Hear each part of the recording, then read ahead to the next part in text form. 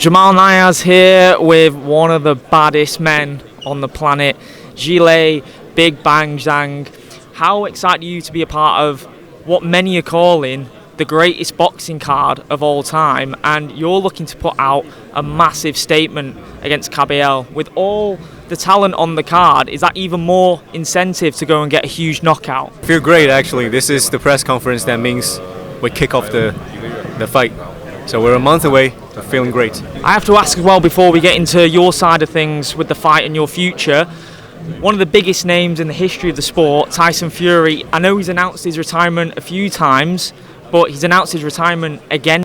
Do you actually believe him, and do you think that he could be using this as a ploy to potentially get a bigger paycheck for that Anthony Joshua match that everyone in the sport wants to see? Apart from yourself, I know you want the Anthony Joshua fight over him. Like you said, it goes either way. I think it's possible either way.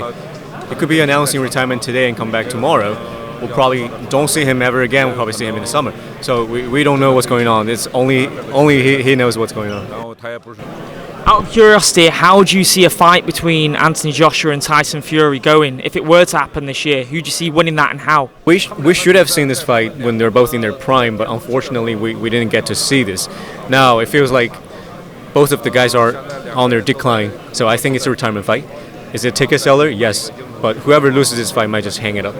If you go and do what you set out to do against Caballero, coming off the back of that incredible knockout win against Deontay Wilder, with Fury seemingly retiring, that could free up Anthony Joshua.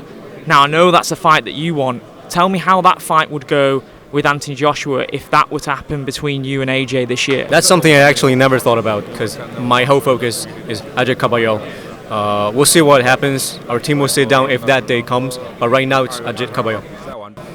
You must have thought about Anthony Joshua towards the middle of last year, though. There were talks about that possibly happening before Dubois fought him. Have you envisioned at all how a fight between you and him would go? It's been brought up so many times. Of course, I thought about it, but nobody knows what's going to happen till the moment you get in the ring and exchange. We'll have to find out.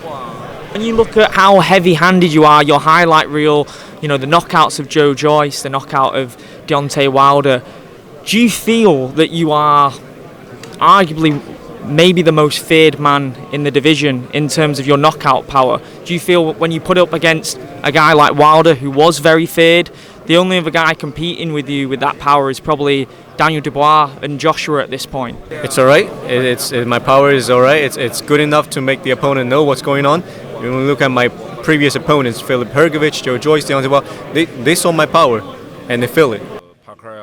Would you regard yourself as a big boxing fan right now? Do you watch a lot of boxing? And if so, who are the fighters you like to watch that you potentially learn from as well when watching them on TV or in the stands? I learn from everybody, actually, but in the early ages, it's Lennox Lewis, Evander Holyfield, and now when you look at Usyk, we're both southpaw, so I learned some from Usyk as well.